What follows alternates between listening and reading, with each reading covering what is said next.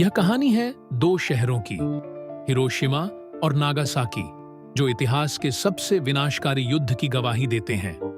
यह कहानी है मानवता की ताकत और संघर्ष की, जो विनाश के बाद भी फिर से खड़ी हो गई। द्वितीय विश्व युद्ध के दौरान जापान की साम्राज्यवादी महत्वाकांक्षाएं उसे दुनिया के सबसे शक्तिशाली देशों के साथ संघर्ष में ले गईं।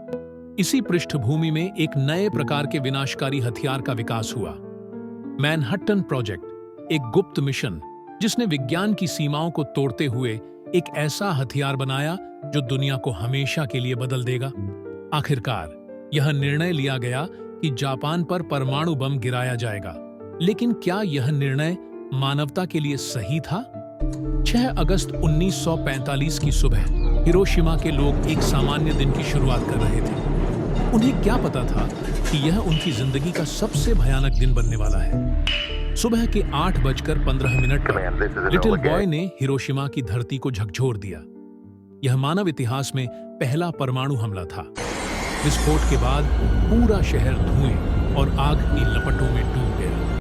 लोग अपने प्रियजनों को खोज रहे थे और जीवन बचाने की कोशिश कर रहे थे।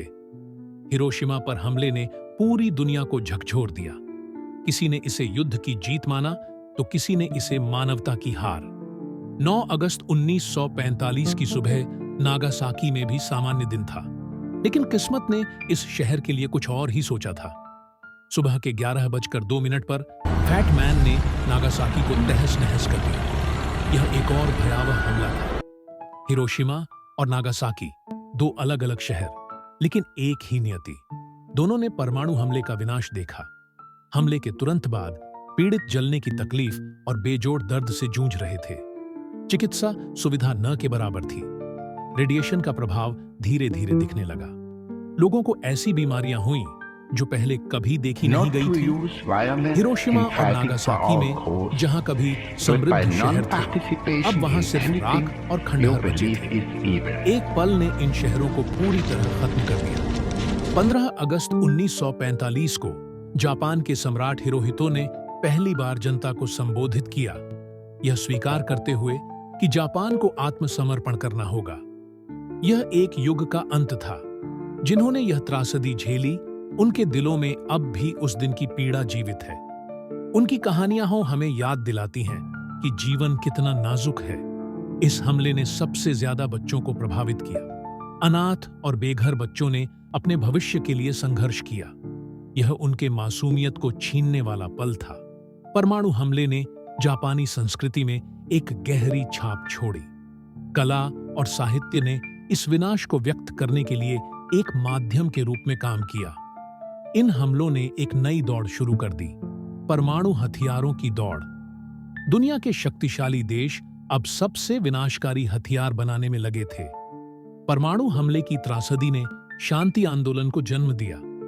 लोगों ने इस विनाश को फिर से होने से रोकने की कसम खाई। दुनिया ने इन हमलों को अलग-अलग दृष्टिकोण से देखा।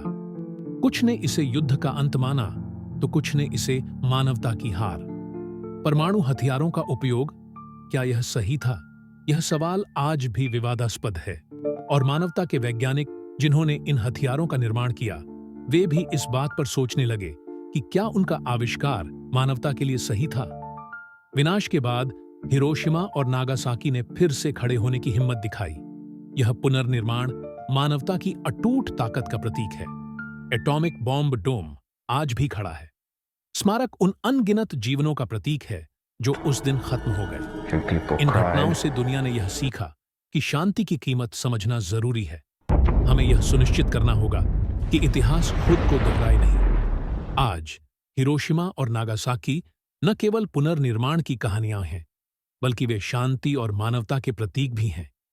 यह हमारी जिम्मेदारी है कि हम इस दुनिया को एक सुरक्षित जगह बनाएं,